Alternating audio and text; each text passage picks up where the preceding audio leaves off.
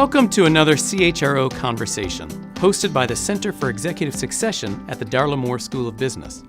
I'm your host, Anthony Nyberg, and today we are speaking with Tim Richmond, Senior Vice President of HR for AbbVie, formerly part of Abbott Labs.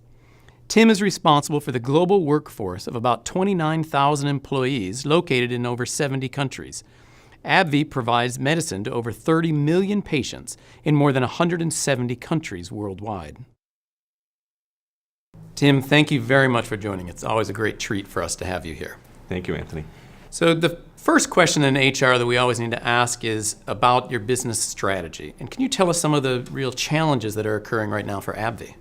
I think anyone that's in the healthcare business today would have to acknowledge that there are a number of factors that go into your strategy around product and trying to make that impact on patients' lives around the world. But a lot of them are external, and you'd say there needs to be the right payer environment. There's lots of discussion around innovation in healthcare.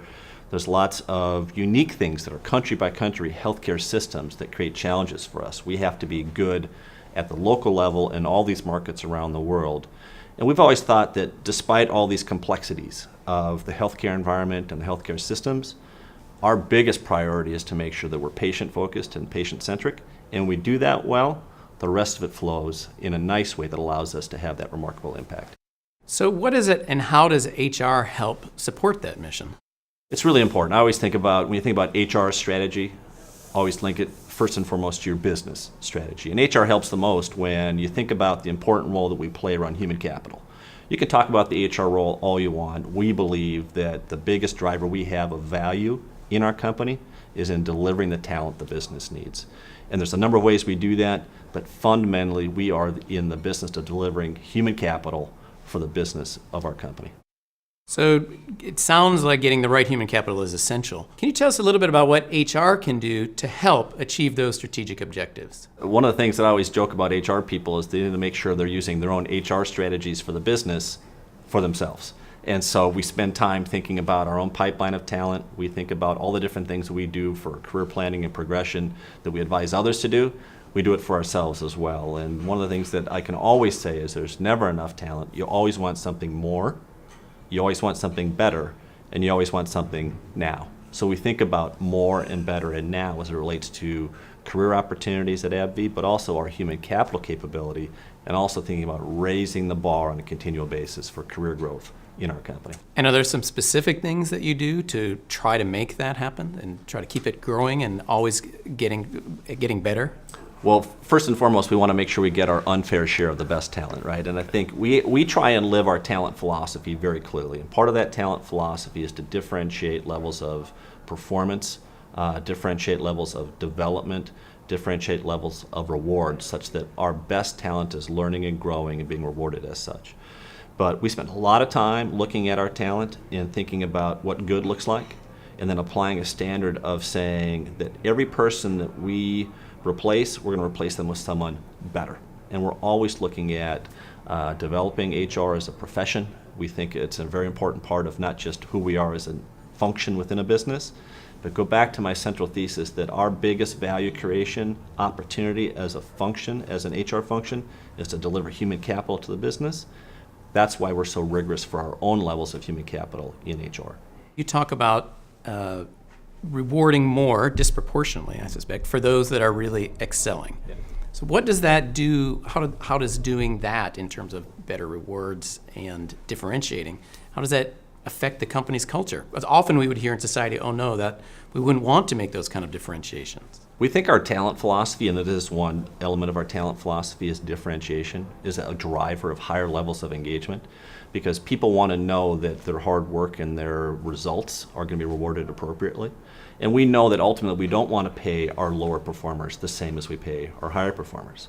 It's just a fundamental belief we have, and I think in the end we're driving higher levels of performance by acknowledging that and differentiating not just the rewards, but also the development and as part of the assessment process.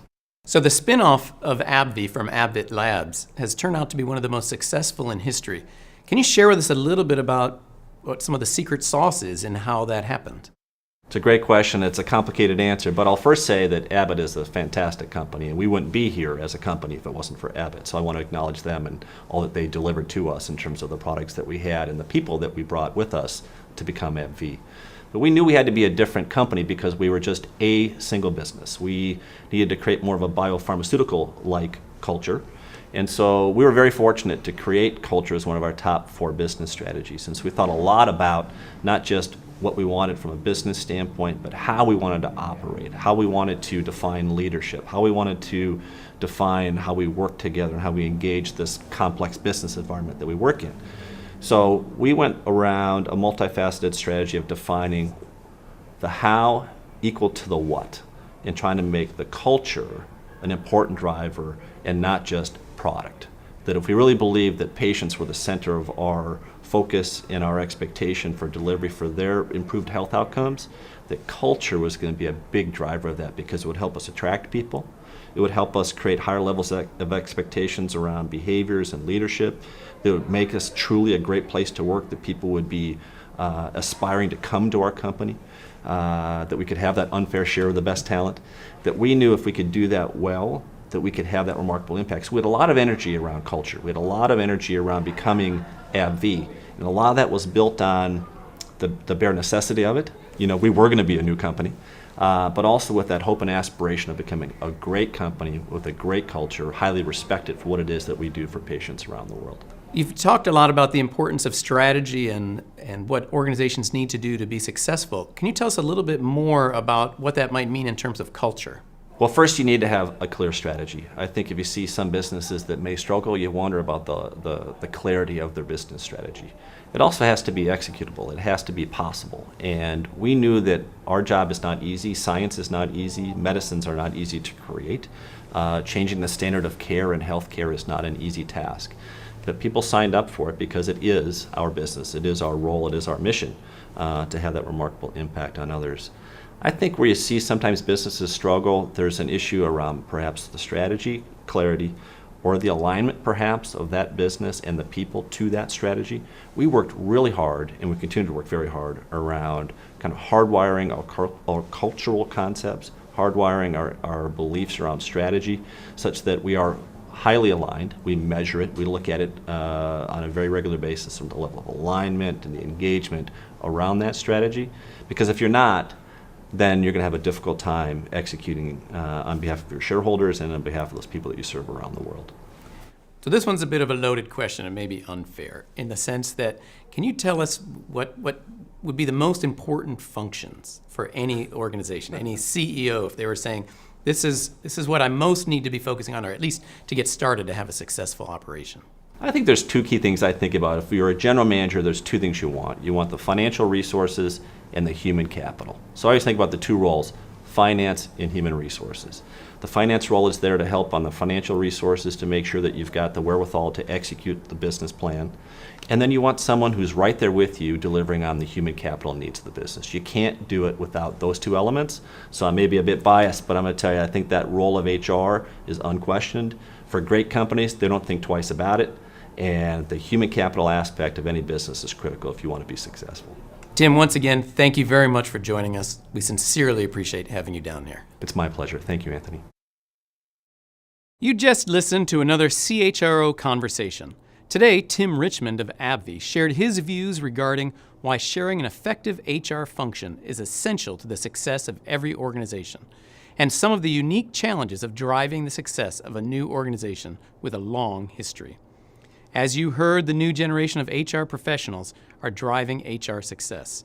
On behalf of all of us who are associated with the Masters of Human Resource program here at the University of South Carolina and the Center for Executive Succession, thank you for joining us.